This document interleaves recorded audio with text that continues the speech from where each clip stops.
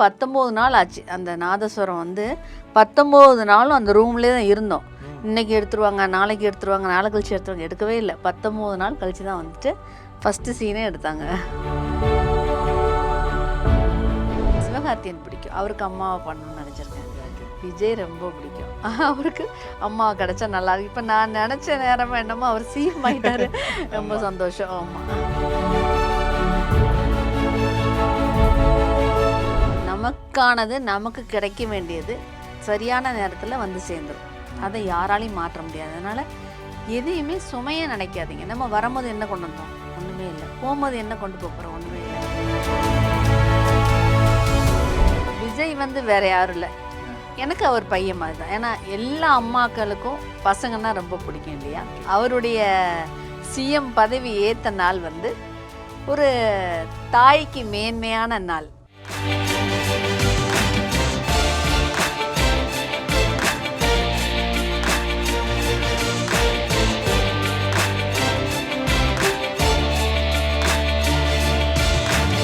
பிரியோ cinema நேயர்களுக்கு வணக்கம். இது ரெட் கார்பெட். ஸோ இன்றைக்கி நம்ம கூட இணைஞ்சிருக்கவங்க. ஸோ இவங்களுக்கு ஒரு தனியாக வந்து அறிமுகம் அப்படின்ற ஒரு விஷயமே தேவையில்லை. ஸோ 5லேருந்து 60 வரைக்கும் இவங்களை தெரியாதவங்களே இருக்க மாட்டாங்கன்னே சொல்லலாம். ஆப்வியஸ்லி ஆக்ட்ரஸ் ஜெயந்தி அவர்கள் தான் நம்மளோட இணைஞ்சிருக்காங்க. ஸோ இவங்ககிட்ட நிறைய இன்ட்ரெஸ்டிங்கான விஷயங்கள்லாம் கேட்டு தெரிஞ்சுக்க போகிறோம். வாங்க பார்க்கலாம். வணக்கம் மேம். வணக்கம். எப்படி மேம் இருக்கீங்க? நல்லா இருக்கீப்பா. மேம், எனக்கு வந்து ஒரு பக்கம் இந்த நாதஸ்வரத்தை பற்றி பேசாமல் இருக்க முடியாது. ஸோ இன்னொரு பக்கம் இப்போ இந்த மாடர்ன் வேர்ல்டில் ஒரு மாதிரி 26 டிஜிட்டலைஸாக மாறிடுச்சு. ஸோ அந்த டிஜிட்டலைஸ்குள்ளே எப்படி உங்களை வந்து உட்படுத்திக்கணும், ஸோ அதில் எப்படி கண்டென்ட்லாம் வந்து மேக் பண்ணி போடணும் அப்படின்ற ஒரு விஷயத்த வந்து ரொம்ப அழகாக பண்ணிக்கிட்டு இருக்கீங்க. ஸோ அந்த பயணம் எப்படி மேம் ஆரம்பிச்சிது? அது வந்து ஃபுல்லாக என்னுடைய பொண்ணு என் பையன்தான். எனக்கு அதில் பெரிய இன்ட்ரெஸ்ட் இல்லை. அவங்க 2 பேரும் தான் வந்து இது மாதிரி பண்ணால் நல்லா இருக்குமா அப்படின்னு சொல்கிறாங்க. சொல்லுவாங்கள்ல, நமக்கு பின்னாடி தட்டி கொடுத்து போகிறதுக்கு வந்து ஆளுங்க வேணும் அப்படின்ட்டு. அது பார்த்தீங்கன்னா என் பொண்ணு, என் பையன், எங்கள் வீட்டுக்கார், அவங்க சப்போர்ட்டு. அப்படி இல்லைன்னா நமக்கு வந்து நடிக்கிறதுக்கே சரியாக இருக்கும். உங்களுக்கு தெரியும், மீடியாவில் வந்துட்டோம்னா நமக்கு 10 days ஷூட்டிங் இருக்கும், 4 நாள் வீட்டில் இருந்தால் ரெஸ்ட் எடுக்கணும், இதுதானே ஓடிட்டுருக்கோம். அதை தாண்டி நம்மளை வந்துட்டு உற்சாகப்படுத்துறது ஃபுல்லாக என் குழந்தைங்க தான். Okay ma'am. மேம், அதுக்கப்புறம் நான் சின்ன பையனாக ஸ்கூல் படிக்கும் போது உங்களை எப்படி பார்த்தனோ, இப்போ வேலைக்கு வரும்போதும் அப்படியே இருக்கீங்க. ஸோ ஒரு சின்ன டிரான்ஸ்ஃபர்மேஷன் எதுவுமே கிடையாது. நான் அப்போ எப்படி பார்த்து உங்களை ரசிச்சனோ அப்போ இப்பயும் அதே ஒரு இளமையோடு அப்படியே இருக்கீங்க. ஸோ அதை எப்படி மெயின்டைன் பண்ணுறீங்க? ஏன்னா நான் ஒரு வாரம் இந்த வாரம் எப்படி இருக்கேன்னா அடுத்த வாரம் நான் எப்படி இருக்கேன்னு எனக்கே தெரிய வேணும், அப்படிலாம் மாறுறேன். ஸோ அது எப்படி வந்து ஒரே லெவலில் மெயின்டைன் பண்ணுறீங்க? என்னை பொறுத்த வரைக்கும் எந்த ஒரு கஷ்டத்தையும் சுமையாக தூக்கிட்டு சமக்கக்கூடாது. ஃபஸ்ட்டு நம்ம வந்து கவலைகளை உள்ளே வச்சுருந்தோம்னால என்ன ஆகும்னா நம்ம ஃபேஸில் சீக்கிரமாக சுருக்கம் வந்துடும். என்னை பொறுத்த வரைக்கும் எந்த ஒரு கவலையாக இருந்தாலும் அதை வந்து உள்ளுக்குள்ளே வச்சு நான் வந்து வேதனைப்பட்டுட்டே இருக்க மாட்டேன். அந்த நிமிஷம்தான். அதுக்கப்புறம் ஏன்னா நமக்கு அந்த நிமிஷத்தில் இந்த கஷ்டம் படன்னு இருந்திருக்கு, பட்டுட்டோம். அதுக்கப்புறம் ஏன் நம்ம அதையே நினச்சிட்டு தூக்கிக்கிட்டே இருக்கணும்னு சொல்லிட்டு அதை ஒரு ஓரமாக வச்சுட்டு அடுத்து என்ன செய்யணும் அப்படிங்கிறதுக்காக நான் ஒரு வேலைகளை தான் பார்ப்பேன். எப்போவுமே என்னை பொறுத்த வரைக்கும் சிரிச்சுக்கிட்டே இருக்கணும். நானும் சிரிக்கணும், மற்றவங்களையும் சிரிக்க வைக்கணும். அந்த மாதிரி ஒரு கேரக்டர். நான் சின்ன வயசுலேருந்து என்னையை நான் யோசிக்கும் போது நான் அப்படி தான் இருக்கேன், அதில் மாற்றம் இல்லை. Okay ma'am. மேம், தொடர்ந்து உங்களோட கெரியர் ஸ்டார்ட் ஆகி எவ்வளோ வருடம் ஆகுது மேம்? கிட்டத்தட்ட 15-16 வருஷம் ஆயிடுச்சு. 16 வருஷம். இந்த சினிமா வாழ்க்கை வந்து கற்றுக் கொடுத்தது என்ன? நிறைய இருக்கா மேம்? ஏதாவது ஒரு சில விஷயங்கள், அனுபவங்கள் ஏதாவது பகிர முடியுமா? அதாவது நம்ம இப்போது ஒரு வீட்டுக்குள்ளே இருந்ததுன்னா நம்ம குடும்பத்தில் உள்ள கஷ்டம், நம்மளை சுற்றி இருக்கிறவங்க, அது மட்டும்தானே தெரியும். அதை தாண்டி நம்ம இந்த மாதிரி மீடியாவுக்குள்ளே வரும்போது எல்லா விஷயத்துலையும் எப்படி இருந்துக்கணுங்கிறத முதல்ல கற்றுக் கொடுத்துச்சு. இந்த இடத்துல இப்படி தான் நடந்துக்கணும், இதை தாண்டி போகக்கூடாது அப்படிங்கிற விஷயமே வந்து சினிமாக்குள்ளே வந்த பிறகு தான். குடும்பத்தில் அது தெரியல. அதை வந்து தட்டி கொடுத்து போகிறதுக்கு வந்து நம்ம மாமியார் வீட்டுக்கார் இருந்தால் கூட இங்கே வந்து நம்மளே சரி பண்ணிக்க ஒரு சூழ்நிலையில் நம்ம இருந்தோம். அதனால நிறைய விஷயங்கள் சொல்ல வேண்டிய விஷயங்களும் இருக்குது, சொல்லக்கூடாத விஷயம் இருக்குது, அந்த மாதிரி. Okay ma'am. மேம், தொடர்ச்சியாக வந்து நம்ம சீரியல் இப்படின்னு நடிக்க போயிட்டோனாலே அங்கேயே வந்து மணிக்கணக்காக நமக்கு நாள் ஓடிடும். காலையில் 6 மணிக்கு போனால் நைட்டு 12 மணி வந்த காலங்கள்லாம் இருக்கும். ஸோ அப்போ உங்கள் குடும்பம் வந்து எவ்வளோ உங்களுக்கு சப்போர்ட்டிவாக இருந்தாங்க? ஸோ அப்போ அந்த மாதிரி சுச்சுவேஷனில் எப்படி ஹேண்டில் பண்ணீங்க? எப்போ நாதஸ்வரம் நடிக்கும் சீரியல் டைம்ல ஸ்டார்டிங்கில் ஆல்ரெடி பார்த்தீங்கன்னா நான் தான் சொன்னேன், நான் வந்து மேடை நாடக நடிகர். நான் வீட்டில் பொதுவாக வந்துட்டு ஒரு ஒரு பொண்ணுக்கு வந்து அடிப்படை விஷயங்கள் வந்து மாமியார் அப்படிங்கிறது வந்து ஒரு அம்மா மாதிரி அமைஞ்சால் மட்டும்தான் நம்ம சுற்றி இருக்கிறவங்க நமக்கு சப்போர்ட் பண்ண முடியும். இப்போ ஹஸ்பண்டே எடுத்துக்கோங்களேன், அவங்க அம்மா சரியில்லைன்னா நம்மளை வந்து எதனாலும் ஒன்று மூட்டி விட்டால் முடிஞ்சு. ஆனால் எங்கள் வீட்டில் எங்கள் ஒட்டுமொத்த ஃபேமிலி, எங்கள் வீட்டுக்காரோட ஃபேமிலி எல்லாருமே என்னை தட்டி கொடுத்துக்கு போகிறவங்க தான். நல்லா இருக்கு இந்த கேரக்டர், இன்னும் நல்லா பண்ணு, இன்னும் நல்லா வருவேன், அந்த மாதிரி சொல்ல சொல்ல நமக்கு என்ன ஆகும், எனர்ஜி ஜாஸ்தியாகும், இன்னும் நிறைய பண்ணணுங்கிற ஆசை வரும். அதனால வந்துட்டு அவங்களுடைய ஒட்டுமொத்த ஃபேமிலியோட சப்போர்ட் தான் இது. Okay ma'am. மேம் நாதஸ்வரம் சீரியலுக்குள்ளே நிறைய பேசியிருப்பாங்க. ஸோ அந்த சீரியலுக்கு முன்னாடி வந்து ஸ்டார்டிங் ஸ்டேஜ் இருக்கும். ஸோ நீங்கள் போய் ஆடிஷன் அட்டன் பண்ணதாகட்டும், அப்படி உள்ளே போகிறதாகட்டும், அந்த விஷயங்கள் எப்படி இருந்தது? ஸோ அதோட கதைகளாக என்ன மேம் இருக்குது? ஆல்ரெடி இதை பற்றி சொல்லியிருக்கேன்னு நினைக்கிறேன். அப்படிங்களா? ஆமாம், அதான் அந்த ஆடிஷன் நான் ஸ்டேஜ் நாடக நடிகராக இருந்தாலும் ரொம்ப ஃபேமஸ் தான். நான் வந்து இருந்தால் கூட ஸ்டேஜ் எல்லாம் பார்த்துட்டு வந்தால் கூட கேமரா முன்னாடி நிற்கிறது ஃபஸ்ட்டு தானே. ஓகே. அப்போது வந்து பயம்தான் எனக்கு.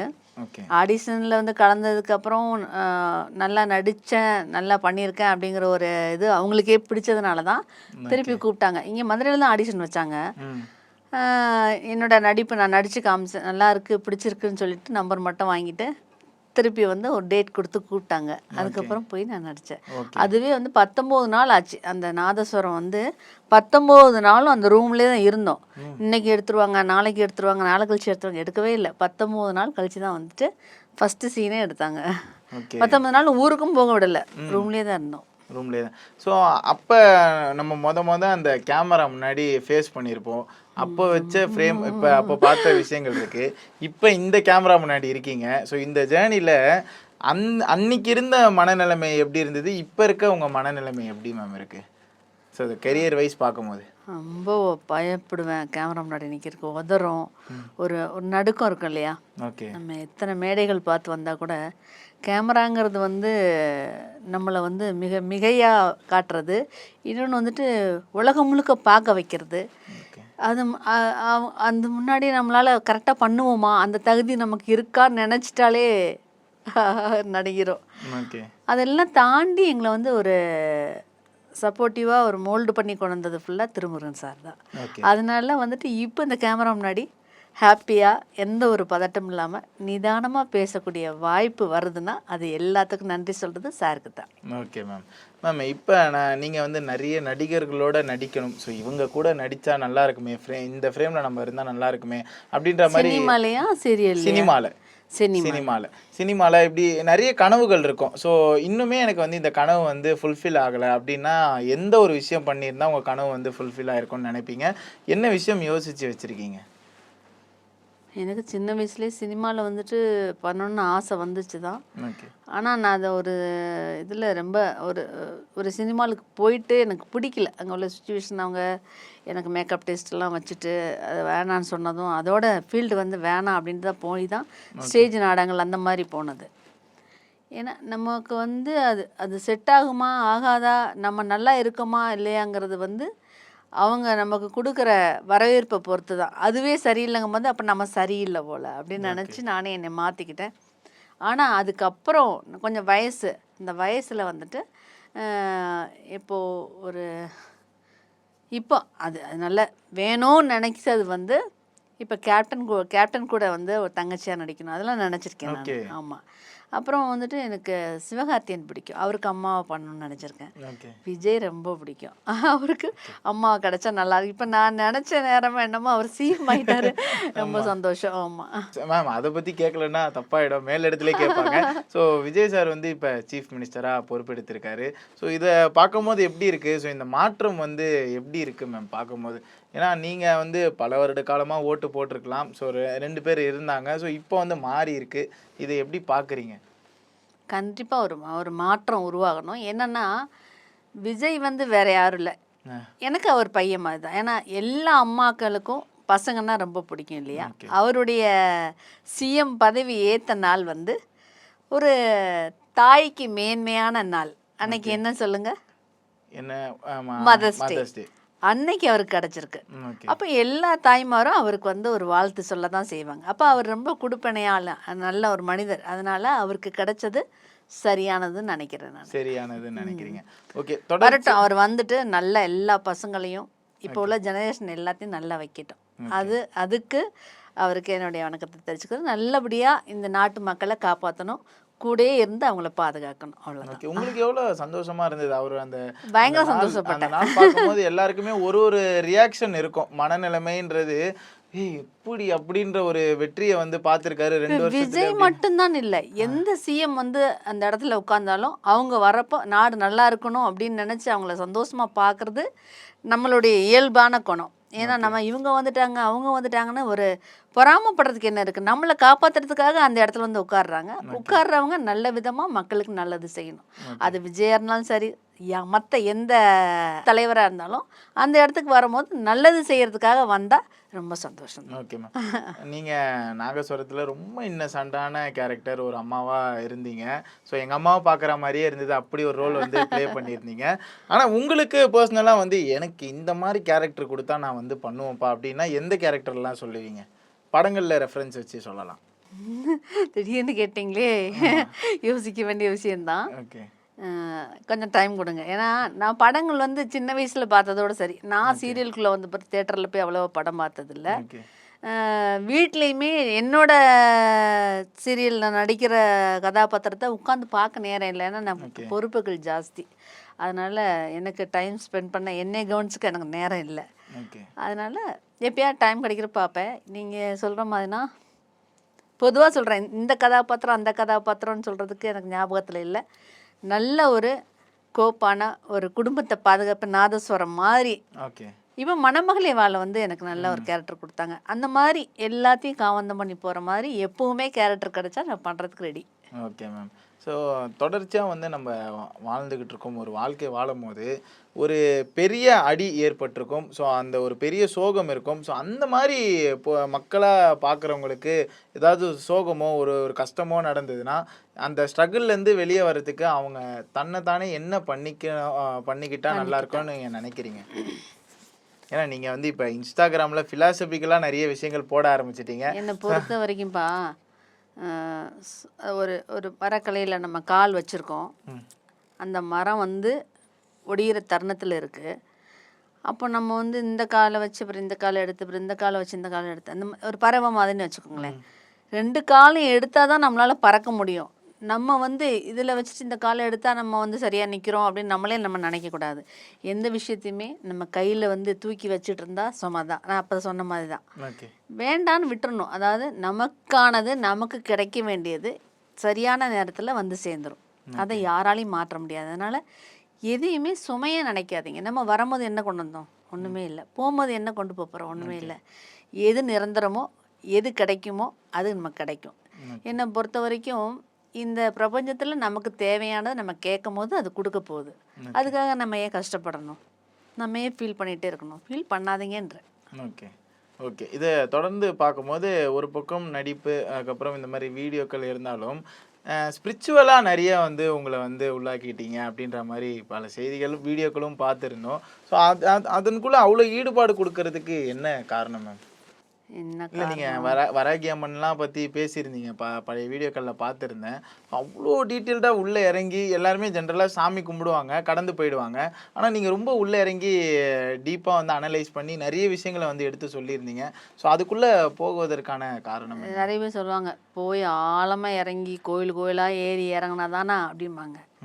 கோயில் கோயிலாக எதுக்கு ஏறி இறங்குறோம்? நீ வீட்டுக்குள்ளே இருந்து ஒரு சின்ன தீபத்தை ஏற்றி மனசார வேணுன்னா தெய்வம் இருக்குதான், இல்லைன்னு நான் சொல்லலை. அதே நேரத்தில் நீ அங்கேயே உட்காந்து வேண்டிட்டு திருப்பி அந்த வட்டாரத்துக்குள்ளே தான் சுற்ற போகிற. அப்போது நீ அந்த நிமிஷம் தான் சந்தோஷமாக இருப்ப.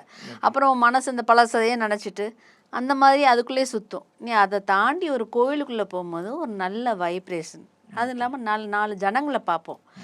இப்போ நீங்களே வரீங்க, தம்பி எப்படி இருக்கீங்க, உங்களை பார்த்து அந்த அரை மணி நேரம் பேசுகிறது, அப்போ அந்த நேரம் வந்து நமக்கு வந்து பொழுது நல்லபடியாக போகும். இதை வந்து நம்ம வீட்டில் போய் பேசுவோம், அந்த தம்பியை பார்த்தோம் நல்லா பேசினாங்க. இந்த மாதிரி சில சூழ்நிலைகளுக்காகவும் கோவிலுக்குள்ளே போனால் நல்ல எனர்ஜி நல்ல வைப்ரேஷன் அதுக்காக தான். ஓகே மேம், ரொம்ப சந்தோஷமான ஒரு விஷயம். வீடியோக்களில் பார்க்கும்போது இப்போ இருக்க கரண்ட்ல இருக்க ஸ்டெப்பெல்லாம் போட்டு டான்ஸ் ஐயையோ. அந்த வீடியோ பார்த்தோன்னே அட்டாடா எப்படி ஆடுறாங்க இவங்க, படங்கள்ல நிறைய படங்கள்ல டான்ஸ் ஆடலாம் போல இருக்கு, அப்படி இருக்காங்களே அப்படின்ற மாதிரி இருந்தது. கூப்பிட்டு போகிறாங்க வந்து கிளாமர் டான்ஸ் ஆடுங்கன்னு. ஸோ அந்த டான்ஸ் இது மேல ஆர்வம் எப்படி மேம்? அது அந்த வீடியோ திடீர்னு வைரல் வீடியோ வேற அந்த வீடியோ. இப்போ மேடை நாடகம் மாதிரி தான் டான்ஸ் என்னோட உசுரு. ஓகே. நான் சின்ன வயசுலேருந்து டான்ஸுன்னு கூட. அது வந்து அப்போ சின்ன வயசுலேருந்தே இந்த டான்ஸ் அது இதுன்னு நம்ம போனதுனால என்னைக்கு சாகிற வரைக்கும் அதை நம்ம மறக்கவும் முடியாது, மறக்கவும் கூடாது. அப்பப்போ அது கொஞ்சம் வந்து போனாதான். என்னதான் வயசானாலும் நீங்கள் ஒரு எக்ஸசைஸ் பண்ணுறது மாதிரி தான் டான்ஸுங்கிறது. வந்து நம்ம அப்படியே இப்படியே உட்காந்தோம்னா சைக்கிளில் எண்ணெய் ஊற்றாத மாதிரி ஸ்ட்ரக் ஆயிடுவோம். அப்பப்போ கொஞ்சம் கொஞ்சம் இப்படி பண்ணுறது அது ஜாலியாக வேற இருக்குது. வீடியோ போடுறதுக்கும் நல்லா இருக்குது. நல்லா இருக்கு, ரீச் வந்து வேற லெவலில் ரீச் இருக்கு.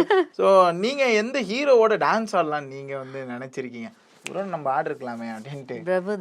பிரபுதேவா. ஓகே, பயங்கரமான டான்சர். ஓகே, நல்லா பண்ணுவார். அதாவது ஸ்டெப்பு ஃபினிஷிங் எல்லாமே நல்லா இருக்கும்.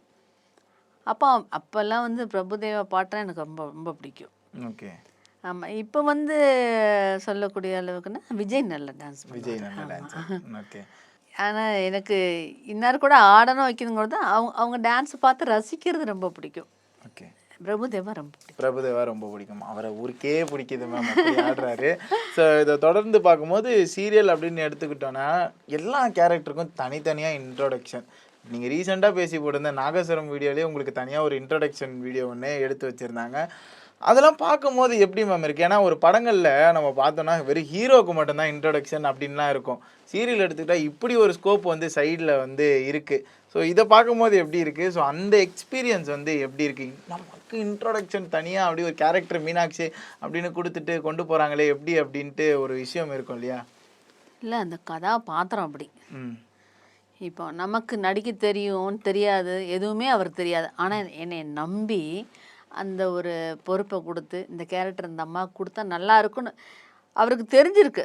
சொல்லுவாங்கல்ல, கடவுளுக்கு தெரியும் இவனுக்கு இந்த பொறுப்பு கொடுத்தவன் கரெக்டாக செய்வான் மாதிரி. எனக்கு அவர் கொடுத்தா நல்லா கொண்டு வந்துருவாங்க, நல்லா பண்ணிடுவாங்கன்னு நம்பிக்கை பேரில் கொடுத்தாங்க. ஆனால் நான் பண்ணுவேனா பண்ண மாட்டானு எனக்கு நம்பிக்கை இல்லை. ஆனால் அந்தளவுக்கு என்னை செதுக்கி கொண்டு வந்தது அவர் தான். என்ன சொல்கிறது, எனக்கு அந்த எல்லோரும் உட்காந்து பார்க்குறோம் மீனாட்சி வருது அப்படின்னு சொல்லி, உங்கள் சிந்தாம்மா வரப்போகுது, முதல்ல நீங்கள் தான் வரப்போகிறீங்கன்னு அவரே சொல்கிறாரு. பார்க்கும்போது என்ன சொல்லுவாங்க, ஒரு மாதிரி அந்த மாதிரி நம்ம ஃபஸ்ட்டு சீனில் இவ்வளோ பிரம்மாண்டமாக வர்றோமே அப்படின்ட்டு ஒரு பயங்கர சந்தோஷம் எனக்கு. எல்லார் கண்ணையும் பார்த்தேன், எல்லாருமே அதை பார்த்துட்டு ரொம்ப சந்தோஷப்பட்டாங்க.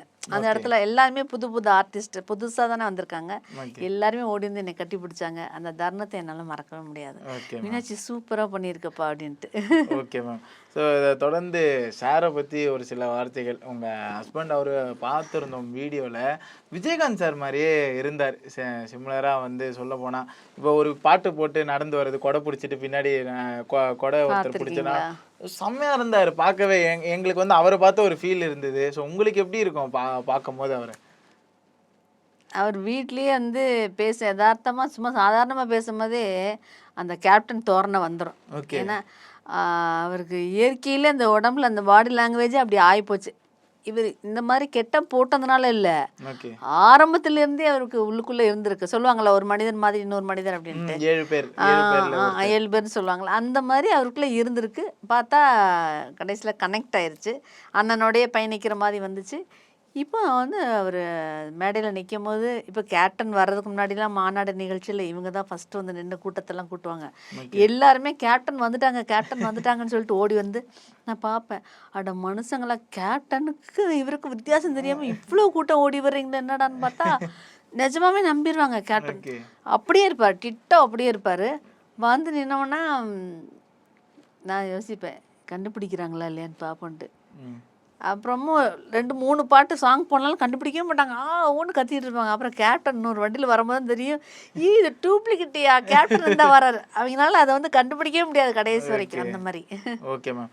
மேம் நான் சீரியல் சினிமா ஸோ இதை கலந்து நடிக்கிறவங்க கிட்டே இந்த ஒரு கேள்வி கேட்கலான்ட்டு ரொம்ப நாளாக வச்சுருந்தேன். என்னன்னா கேமராக்கு முன்னாடி நம்ம அதிகமாக பேசலாம், என்ன வேணாலும் பண்ணலாம். ஆனால் கேமராக்கு பின்னாடி நம்ம அமைதியாக இருந்தால் தான் இந்த வாழ்க்கையை வந்து சர்வே பண்ண முடியும் அப்படின்ற மாதிரிலாம் நிறைய விஷயங்களை கேள்விப்படுறோம்.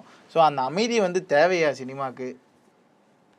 கேமராவுக்கு முன்னாடி என்ன வேணாலும் நடிச்சுக்கலாம், பேசிக்கலாம். பேசிக்கலாம். கேமராக்கு பின்னாடி வந்து நம்ம ஒரு முழுக்க அமைதியாக இருந்தால் மட்டும்தான் ரொம்ப நம்மளால நல்லது என்னை பொறுத்த வரைக்கும். ஓகே, அது உண்மையா மேம்? உண்மைதான், உண்மைதான். ஏன்னா அதாவது இப்போ என்னை மாதிரி நீங்களும் இருந்துட்டீங்கன்னா பரவாயில்ல. நீங்க ஒரு சை டைப்பா இருந்து நீங்க வேற மாதிரி ஒரு மனநிலையில வேற மாதிரி ஒரு மனநிலையில இருந்தீங்கன்னா உங்களை வந்துட்டு நான் வந்து சாட்டிஸ்ஃபை பண்ண முடியாது. ஓகே, நான் உங்கள்கிட்ட கலக்கலான்னு பேசுறது உங்களுக்கு பிடிக்கலாம், பிடிக்காம போகலாம். அந்த தருணத்தில் நம்ம என்ன பண்ணணும், நம்ம வேலையை பார்த்துட்டு கொயிட்டாக போகிறது பெட்டர். ஏன்னா சில விஷயங்கள் வந்து உங்களை பாதிக்கும். நான் ஏதாவது ஒன்று சொல்ல அது உங்களுக்கு அந்த விஷயம் வேறு ஏதோ ஒரு விஷயத்தில் நீங்கள் வந்து அதை கஷ்டப்பட்டிருப்பீங்க. ஏன் இது தேவையில்லாமல் நான் எதையோ நினச்சி பேச நீங்கள் எதையோ நினைக்க பல குழப்பங்கள் வராமல் இருக்கிறதுக்கு மௌனம் நல்லது. Okay ma'am. மேம் அப்போ சீரியல் நாகஸ்வரம் எடுத்துக்கும் போது காரைக்குடி அந்த ஊர்லேயே போயிட்டு லைவாக வந்து ஷூட் பண்ணி அந்த சீரியலை வந்து ரொம்ப அழகாக காமிச்சிருப்பாங்க. ஆனால் இப்போ வந்து நிறைய இன்னர் சிட்டிலேயே இருக்க வீட்டுகள்லேயே வந்து அந்த விஷயங்கள்லாம் பண்ணும்போது அந்த டச் லைட்டாக ஏதோ மிஸ் ஆகிற மாதிரி ஆடியன்ஸ் மத்தியில் ஃபீல் இருக்குது அப்படின்னு நாங்கள் நினச்சிக்கிட்டு இருக்கோம். நீங்கள் என்ன மேம் ஃபீல் பண்ணுறீங்க இப்போ எடுக்கிற சீரியல் டைப்புக்கும் அப்போ இருக்கிறதுக்கும்? அப்போ வந்து யதார்த்தம், அதாவது ஒரு வீடாக இருக்கட்டும், ஒரு தோட்டமாக இருக்கட்டும், அந்த தோட்டத்தில் வந்து இப்போ நம்ம வீட்டில் ஒரு தோட்டத்தில் வந்து செடி போட்டிருக்கோம். அங்கே வந்து ஏதோ ஒன்று தண்ணி பக்கத்து வீட்டுக்காரி கொட்டிட்டா இல்லை ஏதோ ஒன்றுனா யதார்த்தமாக சண்டை போடுறது வந்து அந்த மாதிரில இப்போ இருக்கிறது எல்லாமே ஆர்டிஃபிஷியல். எல்லாமே வந்துட்டு பக்கத்து வீடு வந்து பெரிய பங்களா மாதிரி இருக்கும். இப்போ சென்னையில் எடுக்கிற மாதிரி இருந்தால் அந்த கிராமத்துடைய பாணி வரவே வராது. இதில் ஆளுங்களும் யதார்த்தம், ட்ரெஸ்ஸும் யதார்த்தம், மேக்கப்பும் இல்லை. பார்க்கும்போது நம்ம எப்படி நம்ம பாட்டி இந்த மாதிரி வாழ்ந்தாங்களே, நம்ம அத்தை இந்த மாதிரி வீடு இருந்துச்சே, நம்ம அங்கே போனோமே இங்கே போனோம்னு நம்மளை வந்து இழுத்துட்டு போயிடும். ஒரு கனவுக்குள்ளே இல்லை, நம்ம வாழ்ந்ததாவே நமக்கு தெரியும். சின்ன வயசில் போயிருப்போம் அவங்க வீட்டுக்கு, அந்த மாதிரி தான் இருக்கும். ஓகே, அந்த மாதிரி தான் நாதஸ்வரத்தில் உள்ள சுச்சுவேஷன் எல்லாமே. அங்க அந்த ட்ரெஸ் கூட ரொம்ப பழைய ட்ரெஸ் எல்லாம் வந்து போட்டேன். இப்ப இங்க இருக்க சீரியல்ல வேலைக்காரி கேரக்டர் பண்ற கூட பட்டு புடவை கட்டி. வேலைக்காரி சொல்றீங்க, ஆக்சிடென்ட் ஆயிருக்கும் பார்த்தீங்கன்னா ஆக்சிடென்ட் ஆகி தூக்கிட்டு வந்தால் ஆல்ரெடி அவன் மேக்கப் போட்டிருப்பா இருக்கும். 2 நாள் 3 நாள் ஐசியூவில் வச்சு கூட அந்த ஐலைனர் கரையாது, அந்த கண்ணில் போடுற அந்த மஸ்கரா கரையாது, எல்லாமே அப்படியே இருக்கும். எப்படி இருக்குன்னு தான் தெரியல அது. ஆனால் சாரை பொறுத்த வரைக்கும் லிப்ஸ்டிக் போடக்கூடாது, சரிங்களா? அது மாதிரி ஒரு செயின் எப்படி இருக்கணும், இந்த மாதிரி இது போட்டால் தான் நீங்கள் வந்து தாலி செயினை கழட்டி உங்கள் மகளுக்கு போட்டு நல்ல விதமாக கல்யாணம் பண்ணி கொடுத்துருவீங்களே. அந்த சின்ன அந்த மிளகு செயின், அப்படி இல்லைன்னா அந்த விளக்கு முத்து செயின், அந்த மாதிரி தான் நீங்கள் போடணும். ஒரே ஒரு மஞ்சக்கயிறு போதும், ஒரு சின்ன சின்ன வளையல். ரொம்ப லிப்ஸ்டிக்லாம் நான் அம்மா நான் போட மாட்டேன். பசங்களையும் அப்படி பண்ண விட மாட்டார். அக்கா தங்கச்சியாக நடிக்கிறவங்கள கூட அளவோட தான் ரொம்ப ஸ்ட்ரிக்டாக வச்சுப்பாரு. ஸ்ட்ரிக்டாக இல்லை, அது கரெக்டுன்னு தோணும். என்னடா அப்படி ஸ்ட்ரிக்டாக டேரக்டர் இப்படி பண்ணுறாரேன்னு தோணாது. நம்மளை வந்து யோசிக்க வைக்கிற அளவுக்கு அவருடைய பேச்சு இருக்கும். கரெக்ட் தானே? நம்ம கேரக்டர் இப்படி நம்ம போட்டோம்னா நல்லா இருக்காதே, நம்மளே வந்து யோசிக்க வச்சிருவாரு. அதை நம்ம கரெக்ட் பண்ற அளவுக்கு கொண்டு வந்துருவாரு. அந்த செட்லயே உங்களுக்கு பிடிச்ச மனிதர்கள், நெஞ்சுக்கு நெருக்கமான மனிதர்கள், உங்களுக்கு பிடிச்ச மனிதர்கள்னா யாரை சொல்லுவீங்க மேம்?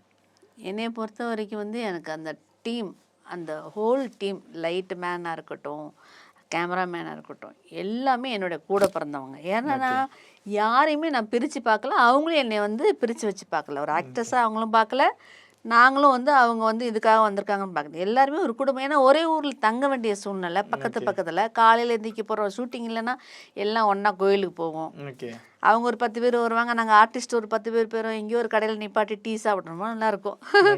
அதனால அதுவே ஒரு தனி வாழ்க்கை இல்லை மேம். அதுவே ஒரு உண்மையாலுமே நம்ம அந்த உலகத்திலே வாழ்கிறோம் போல இருக்கு. நாதஸ்வரம் அப்படின்ற ஒரு வேர்ல்டுக்குள்ளேயே நம்ம வாழ்ந்துக்கிட்டு இருக்கோமா அப்படின்ற ஒரு ஃபீல் இருக்கும் இல்லையா? ஆமாம், அதாவது உங்களுக்கு தான் அது நாதஸ்வரம் சீரியல், எங்களுக்கு வந்து பள்ளத்தூர் என் வீடு. நான் அப்படிதான் நினைப்பேன். மதுரையில் என் சொந்த வீடு, காரைக்குடிக்கு வந்துட்டேன்னா நான் மதுரையே மறந்துடுவேன். ஏன்னா இந்த வீடு, இந்த ஃபேமிலி. காலையில் இருந்துச்சு இந்த 5 பொண்ணுங்களையும், எடி என்ன இன்னும் குளிக்காமல் இருக்கீங்க, கோயில் போகட்டாமா, புரியுதா உங்களுக்கு? இப்போ ஆர்டிஸ்ட்டுக்குள்ளே எப்படி பேசுக்கோங்க, ஹாய் ஹலோ நாளைக்கு காலையில் கோயிலுக்கு போகலாமா, இப்படிலாம் கிடையாது. ராணி வாடி காலைல கோயில் கூட்டு போகிறேன்னு சொன்னேன்ல, என்ன இப்படி இருக்க, அந்த மாதிரி ஒரு யதார்த்தமான பேச்சு அதுதான். அப்போ எல்லாருமே அதே மாதிரி தான் பழகுவாங்க. சரி, இப்போ 5 பேர் யார் யாரெல்லாம் ரூமில் இருக்காங்க எல்லாத்தையும் கூப்பிடு, 10 பேர் எல்லாத்துக்கும் சாப்பாடு சொல்லு, உனக்கு என்ன வேணும், உனக்கு என்ன வேணும், 10 பிரியாணியா, பிரியாணி வேண்டாம், எனக்கு வந்து இது வேணும் அது வேணும், எல்லாத்தையும் ஒன்றா வச்சு ஷேர் பண்ணி சாப்பிட்ற சந்தோஷம். ஓகே. ஸோ இப்போ டைரக்டரோட பேசுகிற தருணம் ஏதாவது வந்ததா மேம்? வாய்ப்பு ஏதாவது வந்ததா? Phone call? பிகேன்ஸில் வந்து அவர் விருது வாங்கும் போது எங்களை கூப்பிட்டுருந்தாங்க இல்லையா, அப்போ பார்த்தோம். அதுக்கப்புறம் ஏதாவது மெசேஜ் பண்ணிக்குவோம், நல்ல நாள், அது தீபாவளி, பொங்கல், அப்புறம் நியூ இயர், அந்த மாதிரிலேருந்து மெசேஜ் பண்ணி சார் வாழ்த்துக்கள் சொல்லுவோம், அவங்க எங்களுக்கு சொல்லுவாங்க. ஓகேங்க அவ்வளோதான். மேம். நிறைய விஷயங்களை இன்ட்ரெஸ்டிங்கான விஷயங்கள்லாம் பகிர்ந்துருந்தீங்க. ஸோ தொடர்ந்து இந்த ஒரு கேள்வி கேட்கல, இப்போ அப்கமிங்கில் என்ன ப்ராஜெக்ட்லாம் வச்சுருக்கீங்க? இப்போ படங்களுக்கு ஏதாவது போகிறது உண்டா மேம்? படங்கள் வந்து ஆசையெல்லாம் இருக்குது, நல்ல கேரக்டர். இப்போ தாய் கிழவிலாம் பண்ணாங்க இல்லையா, பார்க்க பார்க்க ஆசையாக இருந்துச்சு. அந்த ராதிகா அம்மா மேம் வந்து இவ்வளோ வயசில் வந்து அவங்க பண்ணாத ஒரு கேரக்டரு, அது வந்து இன்னும் இருக்குது அவங்களுக்கு வயசு, ஆனாலும் அந்த 70-80 வயசு தாண்டின மாதிரி ஒரு கேரக்டர், நல்ல ஒரு நடிப்பு. அந்த மாதிரி நமக்கு ஒரு பொறுப்பு கொடுத்து பண்ணுங்க அப்படின்னு யாராவது சொன்னால் கண்டிப்பாக நான் பண்ணுவேன், அதான் ஒரு ஆசை இருக்குது. மற்றபடி நல்ல ஒரு அம்மாவாக கேரக்டர் கொடுத்தாங்கன்னா அதுவும் பண்ண ஆசை இருக்குது. இப்போதைக்கு போயிட்டுருக்கு, கயல் போயிட்டுருக்கு, மணமகளை வாய்ப்பு தான் முடிஞ்சிச்சு. Okay ma'am. ஸோ நிறைய விஷயங்களை பகிர்ந்துருந்தீங்க, ரொம்ப இன்ட்ரெஸ்டிங்கான அற்புதமான விஷயங்கள். நீங்கள் ஒரு சில விஷயங்கள் நிறைய இடத்துல பேசியிருந்தாலும் இங்கே சங்கோஜப்படாமல் தாராளமாக ஷேர் பண்ணியிருந்தீங்க. அதுக்கு first of all thank you ma'am. அடுத்தடுத்து நீங்கள் நிறைய படங்களில் அம்மாவாக நடிக்கணும். ஸோ பிரியோ டிவி சார்பாக வாழ்த்துக்கள் சொல்லிக்கிறோம். Thank you so much. மக்களுடைய ஆதரவும் என்ன அவங்க மனசுலேருந்து ஒரு வாழ்த்துக்களும் கிடைக்கிறப்போ எனக்கு வந்து எப்போவுமே வந்து ஆண்டவருடைய ஆசீர்வாதம் வந்துட்டுருக்கும், மக்களுடைய ஆசீர்வாதம் இருக்குது, எனக்கு கவலை இல்லை. எப்போவுமே நான் வந்து நல்லா நகர்ந்து போவேங்கிற நம்பிக்கையோடு இதை நான் முடிச்சுக்கிறேன். எல்லாத்துக்கும் நன்றி. Thank you ma'am.